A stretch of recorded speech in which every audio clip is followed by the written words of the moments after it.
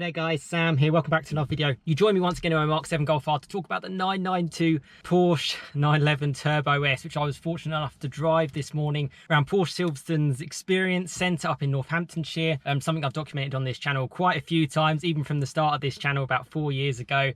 An absolutely amazing place to go to, and if you're a car enthusiast, you really should experience this. It's absolutely brilliant, and I'm going to do my best to explain to you what the 992 Turbo S is like to drive, answer a few of your questions that you mentioned to me in my community post. This is a bit of a community channel, so I did ask you guys, what do you want to know about the 992, and I'll try and relay my thoughts to you.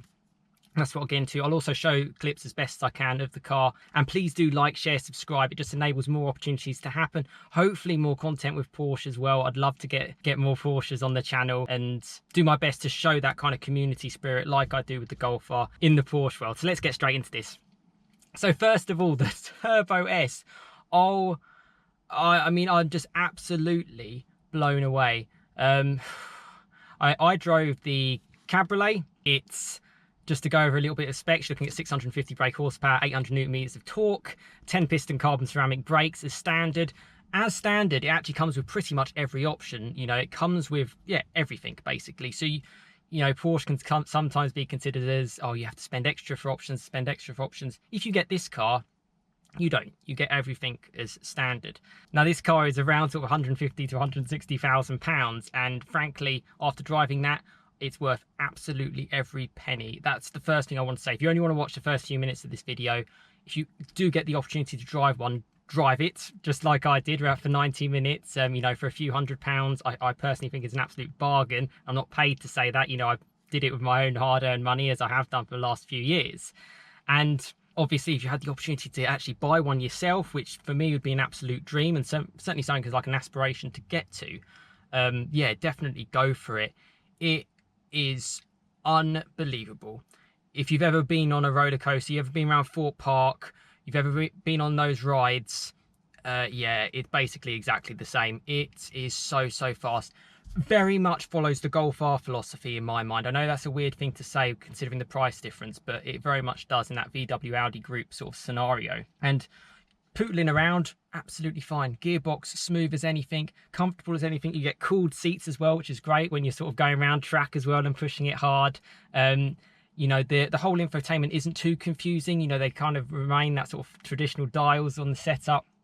One physical one and then a few virtual ones on the side.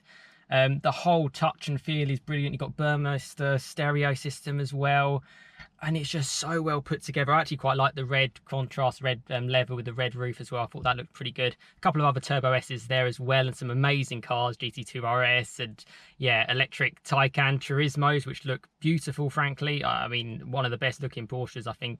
And once they sort out the range, I think realistically you're looking at around 200 miles, which is not bad. I think that could be something to go through. But for the Turbo S, I managed to experience it quite a lot. I'm quite familiar with Porsche. I've shared on this channel driving the 718 Cayman GT4 manual version a few weeks ago, and that was brilliant. So Porsche is kind of fresh in my mind. And going on to some of your comments, one person asked, what are the comparisons between a 992 Turbo S and a Cayman GT4 718? Well, it's chalk and cheese. Completely different car. It's like they have the same DNA, but for my mind, the Cayman is very much more engaging. You've got that mid-engine. You can hear sort of the stone sort of chipping up in sort of like the underside of the car. Very raw. Corners very hard. Obviously engaging with the manual gearbox as well. Pretty quick as well, no doubt. 420 odd horsepower. It's not going to hang around. And that one that I drove also had ceramic, so the braking potential is just as good. Obviously weighs a little bit less as well, but the Turbo S is very much more suited for the road, for road driving. Has road-based tyres. It didn't have Cup 2s or anything, which I think suits it well. But it can do those two sides of things. I mean, chatting to the people at Porsche, chatting to my instructor, who was fantastic. If you want to learn and understand how to drive a car, it's certainly the place to go. I think if you're looking to show off a little bit, I'd probably look elsewhere personally. I'm really passionate about driving. I love my cars, I always have done. I always want to kind of learn new things, and that's certainly the perfect environment to kind of do that, particularly in like their skid pans and the little different circuits that they have. It really does help you out and get you an understanding of car control. The braking performance is unbelievable. It's like it just stops you dead. The acceleration, like I said, is like a roller coaster. I was sort of pootling along, getting it warmed up early on, and even then I could feel, I was like, this is fast. But it's one of those things, it actually gives you butterflies in your stomach, and it keeps pushing. And I know the speeds that I kind of get to on that track, and I was sort of looking down at, 100 miles an hour around quite a small track. A car is quick. Yeah, I'm absolutely blown away. It met more than my expectations. Now I've driven the 991.2 version of the Turbo S a couple of years ago now. It was a 2016 car, also fun enough in white, and a cabriolet. It's on my channel as well if you look back far enough. And when I drove that car, I sort of said to myself, I'm never going to drive a faster car in my life. I don't think. And I cannot believe how they've stepped it up a gear to make it a noticeable chunk faster. A car that can do 205 miles an hour, yet a car that you could drive to work in, sit on the M1, the M25, it would do it perfectly. Under the radar. Not for people who are showing off. I mean, you can probably spec it in a way that you can, but I love that sort of toned down style, but two sides to it are so far apart. Think of a Golf R, which is great as a daily, and then obviously great as a bit of a performance hatch. Think of this as just exactly the same as a daily. I mean, it's got rear wheel steering, so it turns on itself. I mean, I thought the Golf R had a fantastic steering rack, but this is just another league. And when you push on, it's unreal. I mean, I just couldn't believe it. I could not believe it. I was just like, this is just seriously quick. Brilliant. I think it looks good as well. As I said before, toned down. You got the rear wing that comes up as well once you put it in like Sport Plus mode. All the different modes help you out, and even actually we turned everything off. It's a car that will very much look after you. It's going to take care of you. It's never going to disable the four-wheel drive system. I'm a bit into my gadgets as well, so to understand how much power is going to the front and to the rear. So you can make it a bit more rear biased, and all the settings you could ever want are just there. And it's a car that's just relentless. It would do it again and again and again and again. Launch control, don't even need to press any buttons. Just have it in Sport or Sport Plus. Left foot on the brake, hard on the gas, wait 2 seconds, go. That's it. As simple as anything. Really not confusing. Anyone can sit in this car. Seating position is brilliant, nice and low for a Porsche. Loads of adjustability to it. The wheel feels very, very nice. Yeah, buy it, basically. If you're in the market for that kind of car, for me, it's a dream car. It's a halo car. First of all, you're going to win on top trumps, because in the real world, nothing is quicker than that, particularly in the UK. It's a car for the UK when it rains. And to actually have fun around the track as well, it has that fun factor. Maybe not as much so as the 718 Cayman GT4, as my subscriber sort of mentioned in the comments. But then that's why it's a different car. It's rear engined, but yeah, it was interesting to seeing how the layout, how it is. You just gained so much technical insight from the instructor that was around there today. The other comment I had was a little bit about economy. It's not really a car that you'd think about economy. Personally, 20 to 25 miles per gallon is probably what you can get on the commute. I mean, for me, I got 36 miles per gallon driving from Hertfordshire up into Northamptonshire in my Golf R. So I don't think that's too bad. Obviously, if you're hammering it around track, you're going to get less than like sort of 9, 8, 7 miles per gallon, if not less. But that's not the kind of purpose of the car. Even if it does have a respectable range, yeah, you're not sort of buying it for that. You're obviously going to get a slightly better, well, you're going to get better range than say like the electric equivalents of like the Taycans at this current period in time. So as you can see, I'm a big fan of the 992 Turbo S. The whole 992 sort of philosophy, I was kind of thinking, are things going to get toned down? It even sounded quite good, it still made a few nice crackles, it's obviously a turbo motor, but it actually sounded all right. And again, I have neighbours, if you're actually sort of going out early, for example, I'm quite an early bird, if I'm honest, just getting up early, and you want to go for a drive, you're not going to wake anyone up. You can just sort of, slide out of here just like you would in a Taycan. Some amazing cars there, kind of comparing it a little bit to the GT2 RS actually. Similar engine, similar philosophies, but obviously for a road version.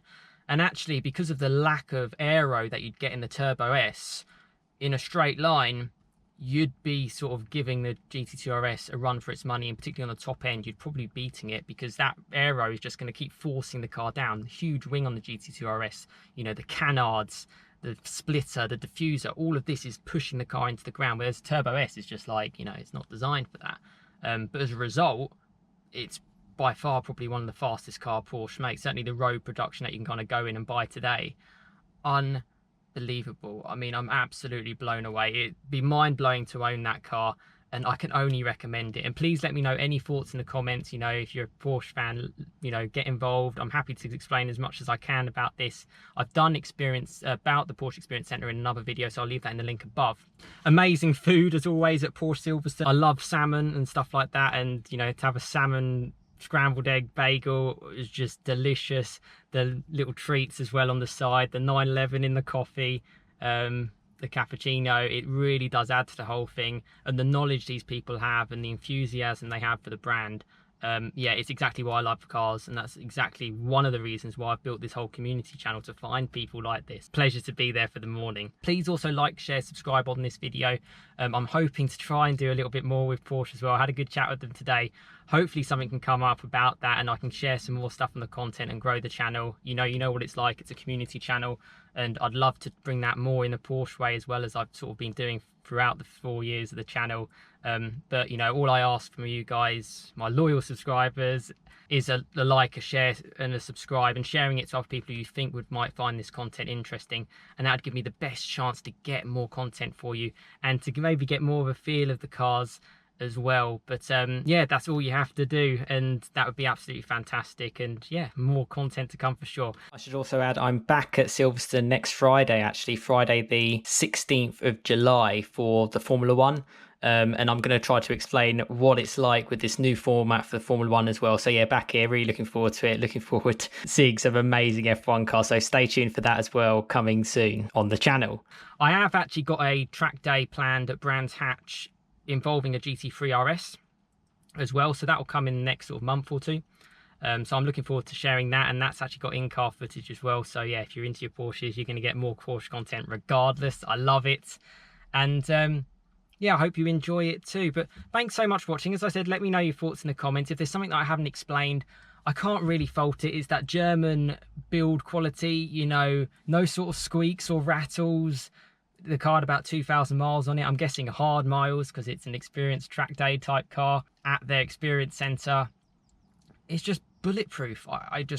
And that's what you want, you know, when you want to have fun. You don't want your car sort of messing you around. That's why I like the Germans. That's why I like sort of the efficiency, and to bring the fun factor to it as well.